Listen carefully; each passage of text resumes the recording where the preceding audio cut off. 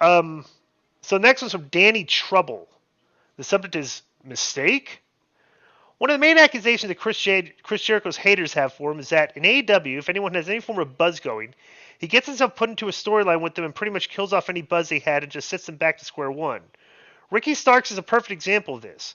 It is leaked out that Chris Jericho and CM Punk have had meetings, conversations, and are now back on good terms and willing to do business together.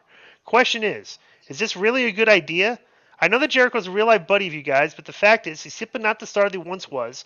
People aren't watching him anymore, so the idea of CM Punk coming back in his first feud is with the guy the fans aren't even into is a kind of dud, no? I would love to know what the K100 team thinks of this possible CM Punk versus Chris Jericho storyline. And Billy Body, we all know you're listening. You got your lock-bidding Patreon shut down because you were giving out fake tips, then checking your spreadsheets to try to cover your ass.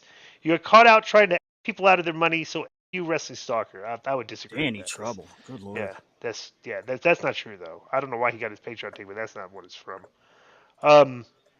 I'll say this. First of all, okay, this criticism of Ricky Starks being a perfect example of this, bro. Chris Jericho, when Ricky Starks gets out of the Chris Jericho feud, Chris Jericho has nothing to do with that. That's Tony Khan booking Ricky Starks with Juice Robinson and what's Jay White. That has nothing to do with anything Chris Jericho had. So that's not Jericho's fault. Bro, Ricky Starks should have gone up the roster. Right. But he's not. That's nothing to do with Chris Jericho. He beat Chris Jericho, and he should have moved up the card. Now he beat Chris Jericho, and he's moved down the card, and that's somebody else booking him. But would you agree with that, Konnan? Yeah, and the guy's complaining that that when anybody has a buzz going, he inserts himself into the storyline. That's kind of smart. Right. Don't hate the player, hate the game. You know what I'm saying? And look, who's going to give you a rub in that company? Right. And look, if you're a listener, you would know by now that whether it's Mysterio or Chris or Jericho, our friendship doesn't tarnish our criticism if he does something we ain't feeling, but they all know it's all love because we don't do it out of, malice aforethought. I love that term. And that's a good... very simple question. Very simple question to ask you.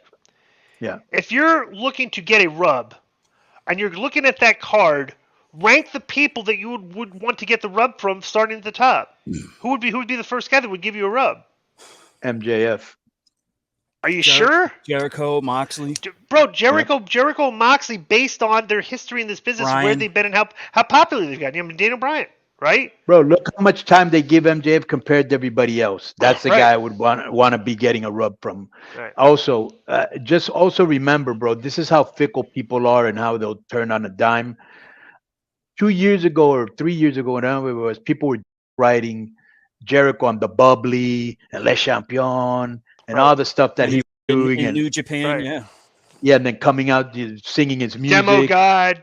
Right. Now, they did the same thing to Cody. They were riding his nuts, and then all of a sudden they didn't like him, so people a lot of times. But he's done so much, it's ridiculous. His work ethic is second to none. I give him his flowers because he stayed relevant for 30 years. Yeah. Yes, everything going to be great? Of course not. But when he needs to, he pulls out a good promo. When he needs to, he pulls out a good match. Maybe he is slowing down. I don't know. But he has a mega ridiculous schedule with Fozzy, the wrestling, producing backstage, his podcast. Yeah. He's always doing something. He's always got something going on, writing books, and he's also got some... You know what he reminds me of, Disco? You don't see this that much anymore.